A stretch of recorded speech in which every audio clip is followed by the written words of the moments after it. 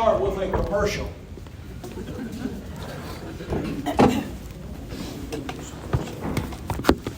Let me ask you, Mama, we're going to do this in 2 stages. Everybody who does not listen to podcasts, hold up your hand. Hold up your hand. Let's pass those out first. Hold up your hands if you don't listen to podcasts. Let me just tell you a word or two about that. You may not know what a podcast is. There are over 3,400,000 podcasts on every topic you can think about. Golf, gardening, history, Bible, you name it, you got it. And so I listen to it when I'm doing something else, such as shaving, driving, walking, doing something else. Of course, my goal is to try not to learn very much, and I'm successful at doing that, but if I learn something, I'll learn something I would not have learned otherwise. Now, the people held up your hand that you don't listen to podcasts, how many of you would like to develop a better relationship with your children, grandchildren, young people in this congregation? Hold up your hand. All right, look at me. Here's the way you do it. If you don't listen to podcasts and you'd like to develop a better relationship with some of the young people, get one of them and say, would you please help me to learn how to listen to a podcast? You serve people by letting them serve you. Jesus got his feet washed in Luke 6 before he washed 6 in John 13. So that way you can, and then try it. If you don't like it, you can throw it away. Remember the wastebasket. All right, now give one to all the rest. I started a podcast July 1st of last year. Guess what the first rule is? Try not to learn very much. That's the first session. Try to find the mustard seed that will make a difference. And so if some of these stories made sense, you'll hear some of these and others on that podcast. Tomorrow morning it'll come out at 1 o'clock. You don't have to get up at 1 o'clock in the morning. It'll still be there later on. But it'll be, when you meet a person, do you trust them or not trust them? I'll talk about that tomorrow. Other such things as the best day of the week to fire a preacher. I learned that from the University of Hard Knocks.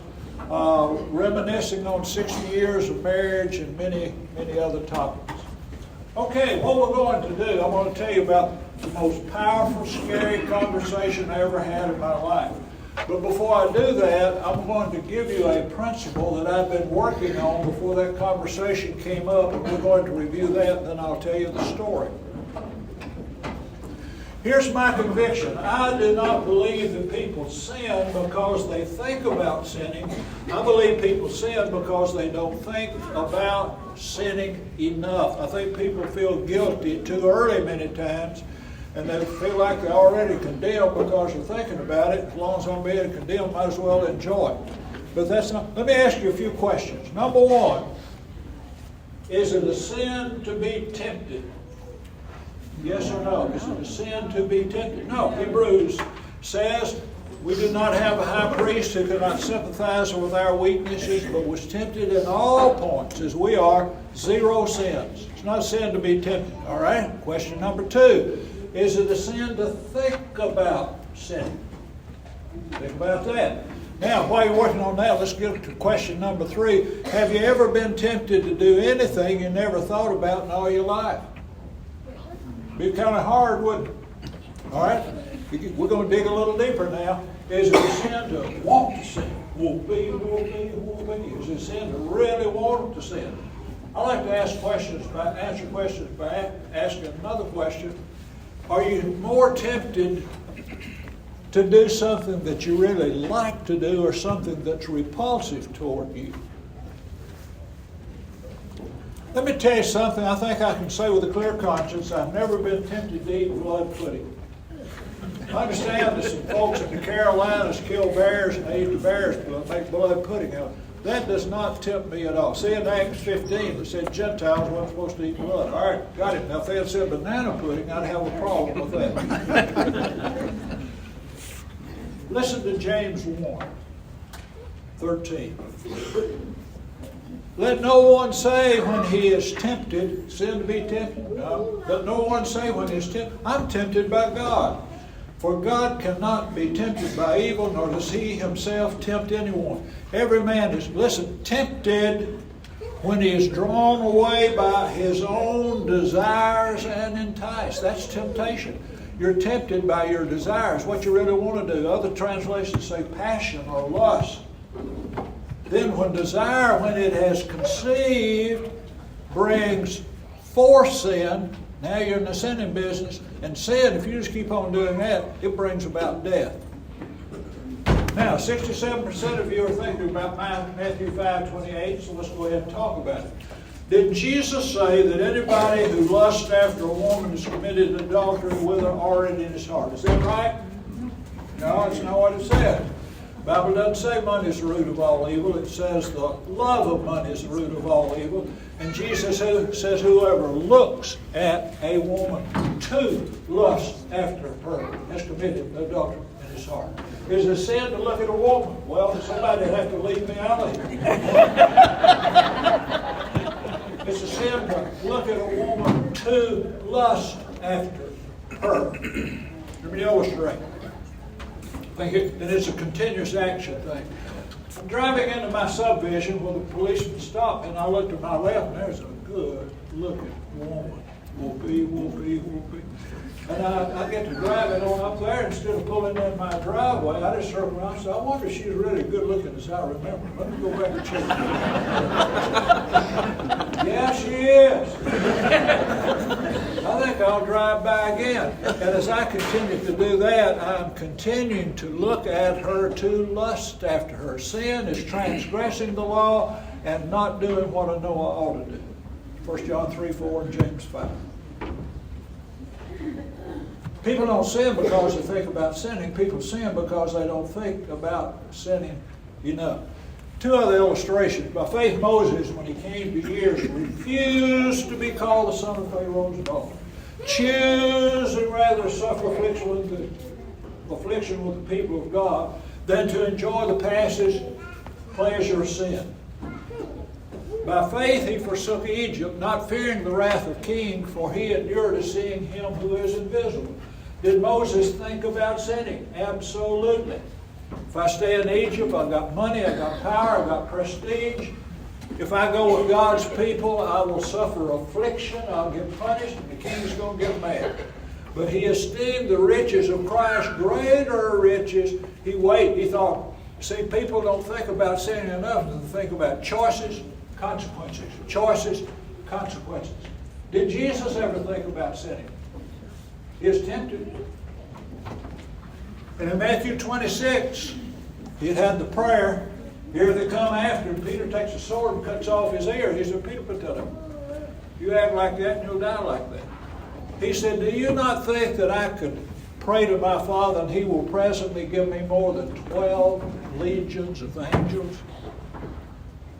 He thought about it. He thought what it'd take to get out of it. He said, I could wipe every one of these out. He is already setting up an army. I could wipe them out with 12 legions. But how then would the Scriptures be fulfilled that it must happen? That'd be the consequence. What'd be wrong with that? He had promised in the Sermon on the Mount, I did not come to destroy the law of the prophets, but to fulfill. He said, I promise you, before I go back to heaven, I'm going to dot every I and cross every T. Not one jot or one tittle will pass from the law till all is fulfilled. I'm going to do it right. I came to seek and save the lost, and he couldn't do that without dying. He thought about choices, consequences, choices, consequences.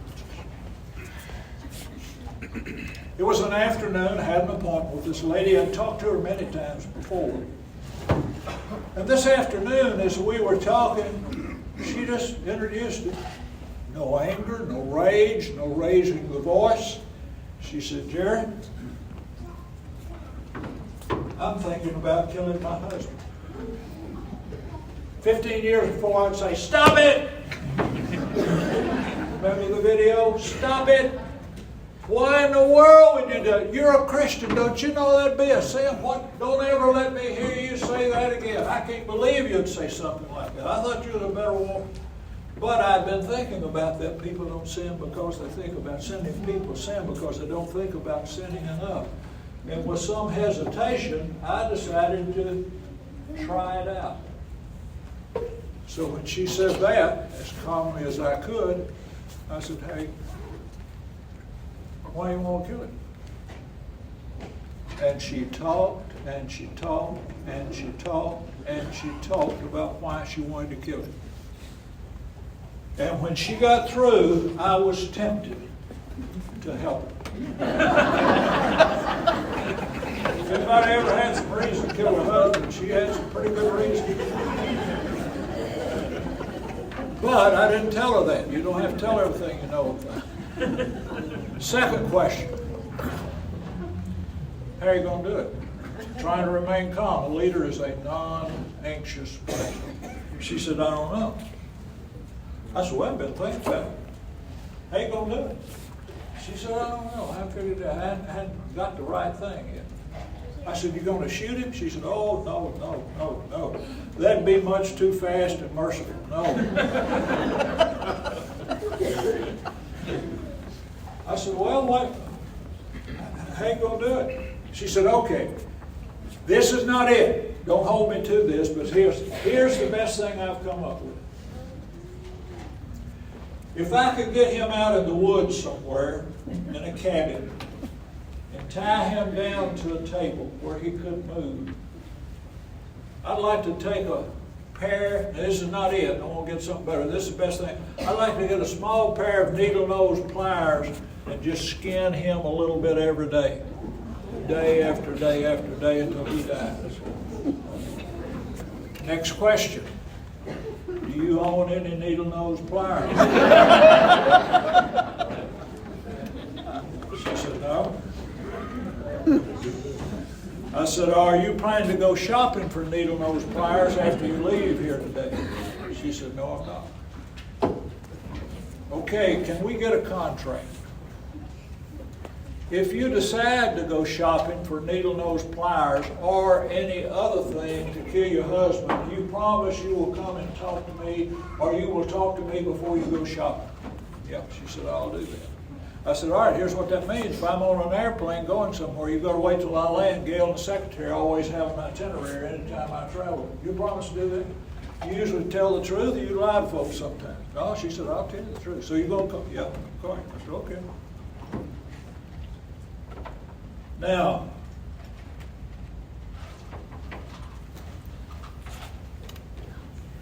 when you kill him, are you going to visitation at the funeral home? She said, yeah, I'm going to visitation. I'm going to walk up to the cabin. I'm going to walk up to the casket. I'm going to put my hand on his hand, be sure it's cold. That man's lied to me about everything else. He'll lie about this. I said, are you going to the funeral? She said, I am going to the funeral. I'm going to sit there till they put the last clod of dirt on him. Okay. They will arrest you and put you in jail. Would it be okay if Gail and I visit you once a week? She said, yeah. I said, well, the sheriff here, this is real nice. When I have people I know in jail, he lets me have a contact visit once a month. Once a week. We'll come see you once a week. They will convict you of first-degree murder. You've been thinking about this a long time. This is a lot of planning. And they'll send you to prison. And we don't have a prison anywhere near here. Will you write me while you're in prison? Let me know how you're doing. She said, yeah. I said, okay. Hope you don't do it. But if you do, you go to prison. I'd like to know how you're getting along. I'll write you. Okay? I said, who's going to raise your kids? She said, Mama. I said, well, your mother and you don't agree on how your children need to be raised. She said, yeah, I thought about that. I said, I hope I've taught them well enough that they'll remember what I taught them and do right. I said, what if Mama dies? Oh, me, she said, if Mama dies, my sister would give my kids and I wouldn't have her to raise them for anything in the world. I said, well, I won't think about it. Has God spoken to you directly and said that your mother will live until your children get old enough to take care of themselves? She said, no, he hasn't said that. I won't think about that. So we'd consumed about an hour and agreed to meet next week. She came in next week. We started talking. We talked. I said, I'm not listening very well. I'm just not paying a bit of attention to what you're saying. I said, we had a heavy topic on the table last week, and you hadn't said a word about it. How you coming on your plans to kill your husband? She said, I ain't going to do that. I said, why? I said, it ain't worth it. She said, I have been thinking about him 24 hours a day. I thought about how I'm going to do it and doing it and wanting to do it while I was awake, and I'd have nightmares at night. I'd wake up scared. Said, I just turned him over to God. I said, praise the Lord. Last week we were dealing in stolen merchandise. Romans 12 says, vengeance is mine, I will repay, says the Lord. People don't sin because they think about sinning. People sin because they don't think about sinning enough. And so as we're working with our friends, let's don't just tell them to stop it, or I'll bury you alive in a box, or tell them where to go. Proverbs 20 verse 5 says, counsel in the heart of a man is like deep waters, but a man of understanding will draw it out. Scared the daylights out of me. But I had confirmed for me that afternoon what I've been thinking a long time. Help people solve their own problems by helping to look at choices and consequences and choices and consequences. We have an invitation song. Tonight, or this afternoon, if you've been thinking about obeying the gospel, you know what you need to do. There's no need to be telling you what you need to do again. You already know it. I don't think I can say enough for that next 35 seconds to make a difference. But if you thought about choices and consequences and choices and consequences, some things you need to do before you die, and that's one of the things you need to do before you die. Get right with God, get right with people, which is one of the same things. So if you need to make any choices and act on the decisions that you need to make this afternoon, we'd be glad to assist you. Come as we sing.